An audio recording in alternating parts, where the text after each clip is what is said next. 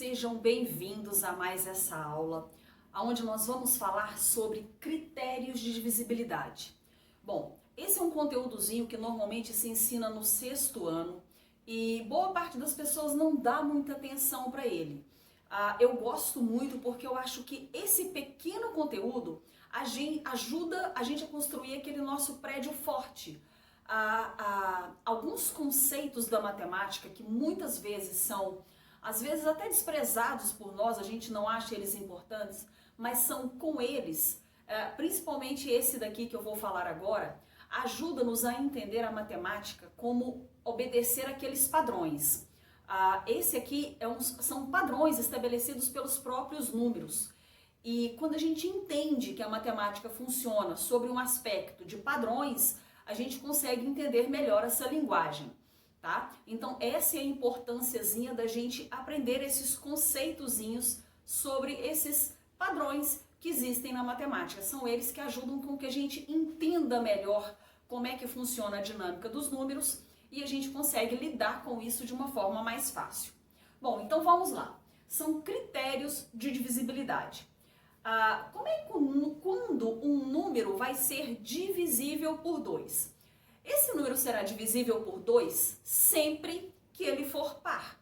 E agora, só de curiosidade, eu fiz uma vez essa pergunta numa sala da 6ª série e 2 alunos não souberam o que é um número par, porque não adianta, a gente precisa entender.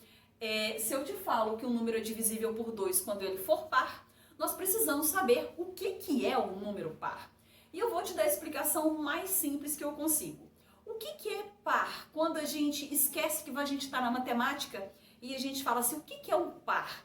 Quando a gente fala um par, a gente vê um casal, a gente vê 2 pessoas, pares de brincos, pares de sapatos, nós vemos 2 unidades como que quase sendo uma só.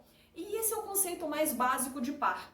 Par é você formar agrupamentos de 2 elementos. Esse é o conceito mais básico de par. E foi através deles que a gente construiu o conceito de ímpar. Então quer dizer que um número é ímpar quando nós formamos pares e fica uma pessoa sozinha, ok? Quando a gente forma esses pares, né? Se a gente for olhar o 3, por exemplo, eu não vou escrever ali não. O 3, o que eu tenho 3? Eu tenho um grupo de 2, eu tenho um par e ficou uma pessoa sozinha. Isso é par e ímpar. Tudo bem? Agora eu vou falar especificadamente sobre um númerozinho. O número 0. O número 0, pessoal, ele não é nem par, nem ímpar. Por quê? Vamos lá, vamos entender. O conceito do número 0, 0 eu não tenho quantidade nenhuma. O 0 ele representa o nada. Para matemática, o 0 ele é o nada. E, bom, se eu não tenho nada, como é que eu formo grupos de 2? Entende? Por isso que o 0 ele não atende aos pré-requisitos de ser par ou ímpar, porque eu não consigo formar pares com ele. Agora, se eu pego o meu número 10, tá? Tudo bem? O número 10, eu consigo formar pares, eu consigo formar grupos de pares com 10 unidades? Consigo. Então, o 10 é o número par. Então, o que eu quero mostrar para vocês? Números pares são aqueles terminados em 0, 2, 4, 6 e 8. Tudo bem? Esse é o conceito de número par. São os terminados nesses números, inclusive pelo 0. Porém, o 0 ele não é par nem ímpar. Tudo bem? O 0 único exclusivamente como 0, representando o nada. Então, beleza. Isso a gente começa a entender que como é que a gente sabe que o número é divisível por um número ou outro. Olha que interessante o do número 3. Um número será divisível por 3 quando a soma dos seus algarismos for um múltiplo de 3. Por exemplo, nós temos aqui o número 72. Algarismos são aquelas pequenas unidades, é as letrinhas do nosso alfabeto. Então, quais são os algarismos que eu tenho aqui? Eu tenho o 7 e o 2. Se eu somar 7 mais o número 2, eu tenho 9. 9 é múltiplo de 3? Ele está lá na tabuada do 3? Tá. Então, 72 também será divisível por 3. É assim que funciona. Vamos fazer aqui no 431. Os meus algarismos são 4, 4 mais 3 mais 1. 4 mais 3, 7, com mais 1, 8. 8 é múltiplo de 3? Não, 8 não é múltiplo de 3. Então, 431 não será divisível por 3. É assim que funciona, tá? Eu vou fazer o último exemplo aqui rapidamente. 1 mais 2, 3. 7 mais 3, 10. Mais 2, 12. 12 está na tabuada do 3? Sim, 12 está na tabuada do 3. Então, esse número, 1272, ele por inteiro também será divisível por 3. Bom, essas questõezinhas da gente meio que memorizar essas regras ou esses padrões dos números ajuda muito a gente lá nas decomposições em fatores primos. Tudo bem? Agora eu vou fazer aqui uma associação que eu sempre faço, que é para a gente possa memorizar de uma maneira mais fácil os critérios de divisibilidade. Eu não vou falar agora do 4. Depois do 3, eu vou passar por 9. Quando um número será divisível por 9?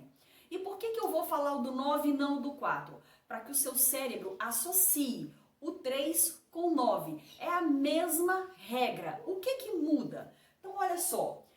Um número será divisível por 9 quando a soma dos seus algarismos for um múltiplo de 9. O que acontecia lá no 3? O número precisava ser múltiplo de 3. E no 9, a regra é a mesma. Eu vou ter que somar os algarismos. Porém, agora ele terá que ser múltiplo de 9. Tudo bem? Eu coloquei somente um exemplo aqui que seria o 720, né? 7 mais 2, 9. 9 é múltiplo de 9? Sim. Tudo bem? Então, eu faço sempre essa associação para que você possa se lembrar tanto de um quanto da outra. E eu vou falar agora, por exemplo, eu vou falar da do 4 e da do 8. Por que eu vou explicar as duas ao mesmo tempo? Porque elas são extremamente parecidas. Tudo bem? Quando é que um número será divisível por 4? Quando os seus dois últimos algarismos forem um múltiplo de 4. Existe uma outra regrinha? Existe. Qual? Tem que terminar com 2 zeros, tá? Tem que terminar com 0, 0. Então, vamos lá. Aqui, quando for por 4, a gente vai analisar os dois últimos. Por exemplo, o número aqui é 832. Eu não vou olhar para o 8. Eu vou olhar somente para o 32, que são os dois últimos algarismos. 32 é múltiplo de 4? 32 é múltiplo de 4. 4 vezes 8 é 32. Então, portanto, esse número inteiro será divisível por 4. Olha o tamanho desse número que eu coloquei aqui de propósito para vocês verem, né? Olha o tamanho do número. Você não precisa olhar o número inteiro. Você vai olhar apenas para o 48. 48 é múltiplo de 4? É sim, senhor. Então, esse númerozão, 152.000, esse númerozão aqui, ele também será divisível por 4 de forma exata. Tá, e agora como é que funciona a do 8? Aqui a do 4, a gente analisava os dois últimos algarismos. Quando a gente passar para a do 8, nós vamos analisar os 3 últimos números. Tudo bem? Aqui precisaria terminar em 0, 0. Falar nisso, eu não coloquei nenhum exemplo aqui, né? Vou colocar aqui, por exemplo, o 100. 100 termina com dois zeros, né? Esse número também será divisível por 4. E aqui a gente vai ter que terminar com quantos zeros? 3, tá? Então a diferença da divisibilidade por 4 para divisibilidade por 8 é isso. Aqui a gente analisa os dois últimos, aqui a gente analisa os 3 últimos números. Aqui tem que terminar com 2 zeros, aqui tem que terminar com 3 zeros. Então, não importa qual seja o tamanho do número, quem que você vai olhar? Apenas para os 3 últimos números. Tudo bem? Daqui a pouquinho espera a surpresa, que no final que vai ter surpresa. Bom, depois do 4 a gente tem a divisibilidade por 5. Essa é uma que normalmente a gente não esquece, a gente sabe quando o número é divisível por 5. Quando ele terminar em 0 ou 5. Conclusão, terminou em 0 ou em 5, esse número todo, não importa o tamanho dele, ele também será divisível por 5. Como eu falei da divisibilidade por 5, não coube aqui no meu quadro, mas eu vou falar da divisibilidade por 10. A diferença da divisibilidade por 10 para o 5 é que quando eu estiver analisando a divisibilidade por 10, tem que terminar apenas em 0, tá? Para um número ser divisível por 10, ele tem que terminar em 0. Para ele ser divisível por 5, ele tem que terminar em 0 ou 5, ok? Vamos lá para a última, que aí eu vou deixar a surpresa agora. Bom, um número para mim ser divisível por 6. Quando é que o número será divisível por 6? Quando ele for divisível, ou seja, quando ele atender os critérios de divisibilidade do 2 e do 3 ao mesmo tempo. Tudo bem? Ele não pode somente ser par ou somente ser divisível por 3. Ele tem que ser par e tem que ser divisível por 3. Ele será divisível por 6. Tudo bem? Se a gente for analisar, por exemplo, o 126. Bom, 126 é par? 126 é par. Agora vamos ver se ele é também divisível por 3. 6 mais 2, 8, mais 1, 9. 9 é múltiplo de 3? É. Então, pessoal, o que a gente pode pressupor do 126? O 126, ele é divisível por 2, ele é divisível por 3 e ele é divisível por 6, tá? A gente pode, com conclusão, definir isso daqui. Eu vou fazer mais um exemplo. 831 é par ou é ímpar? 831 é ímpar, então não é divisível por 2. Não foi divisível por 2, eu não preciso nem analisar o restante do número. Tudo bem? Vamos fazer o último. 1236 é par? 1236 é par. Agora vamos ver se será divisível por 3. 1 mais 2, 3. 3 mais 3, 6. 6 mais 6, 12.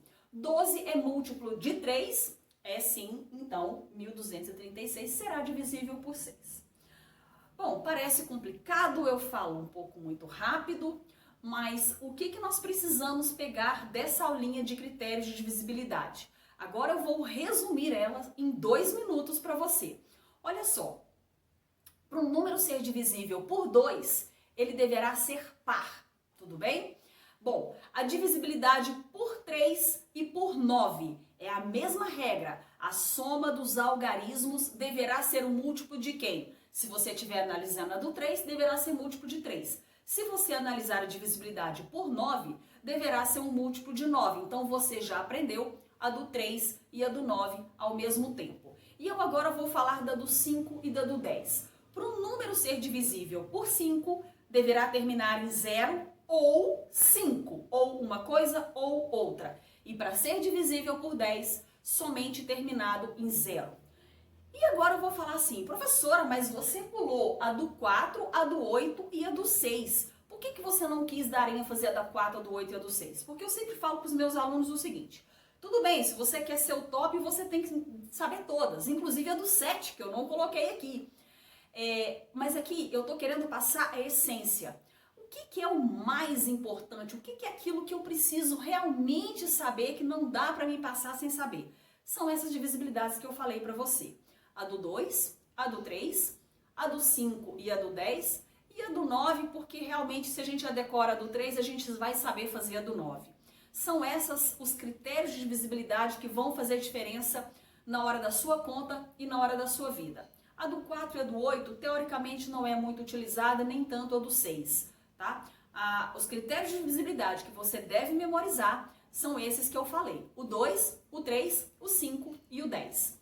Tudo bem? Eu espero que você tenha gostado dessa aula. É um conteúdozinho muito básico, mas em compensação ele ajuda a gente demais na hora da gente dividir, que é o nosso grande problema, e principalmente na hora que nós chegarmos lá na nossa decomposição em fatores primos. Essa matériazinha encostada aí na sua cabeça vai fazer muita diferença. Vamos lá para a próxima aula.